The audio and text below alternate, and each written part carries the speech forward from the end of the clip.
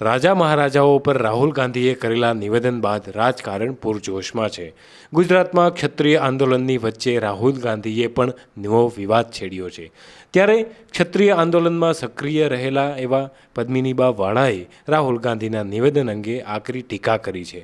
તેમણે કહ્યું હતું કે રાહુલ ગાંધીને પણ ન છોડવા જોઈએ। તેમણે જે નિવેદન આપ્યું છે તે તદ્દન ખોટું છે। પહેલાં અમારા રાજા રજવાડાઓ વિશે તેમણે જાણી લેવું જોઈએ।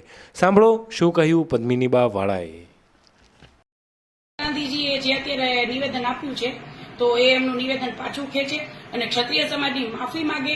હું એવી વ્યક્તિ છું કે દરેક પાસા મારી સાથે સમાન હોય છે, બરાબર છે। રાહુલ ગાંધીજી કોઈ એવા વ્યક્તિ નથી કે એને માફ કરી દેવામાં આવે, અને એને જે આ ટિપ્પણી કરી છે તદ્દન અયોગ્ય કહેવાય કે એમને પહેલા વિચારવું જોઈએ। રાહુલ ગાંધીજી અમારો ઇતિહાસ જાણી લ્યો કે અમારા રજવાડોએ 562 રજવાડા આપ્યા છે, નહીં કે જમીનો છીનવી લીધી છે। તો રાહુલ ગાંધીજી પોતાનો શબ્દ પાછા ખેંચે અને ક્ષત્રિય સમાજની માફી માંગે। જી તમે કઈ રીતે વિરોધ કરશો? જી અમે ચોક્કસપણે વિરોધ કરશું કે જેમ રૂપાલાભાઈનો વિરોધ કર્યો તો એ જ રીતે રાહુલ ગાંધીજીનો વિરોધ થવો જ જોઈએ।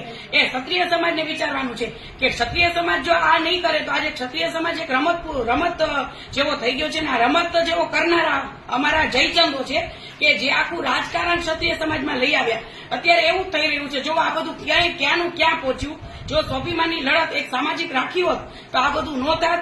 આ જયચંદોએ આખા ક્ષત્રિય સમાજને 20 વર્ષ પાછા ખેંચી ગયા। જી કેટલું સમાજને નુકસાની થઈ બેન? ઘણું બધું। આગળ જતા સમાજને વિચારવાનું છે કે જે અત્યારે જે સમાજે કર્યું છે એ સમાજને જોજો કેટલું બધું નુકસાન થશે કે જે આપણે રાજકારણ લઈ આવ્યા છીએ રાજકારણ ન આવવું જોઈએ। સ્વાભિમાનની લડત હતી સામાજિક, તો સામાજિક જ આપણે લડત આપવાની હતી અને આપણી જીત પણ થાત, પણ અમુક જયચંદોના લીધે આખો સમાજ ગુમરાહ થઈ ગયો છે।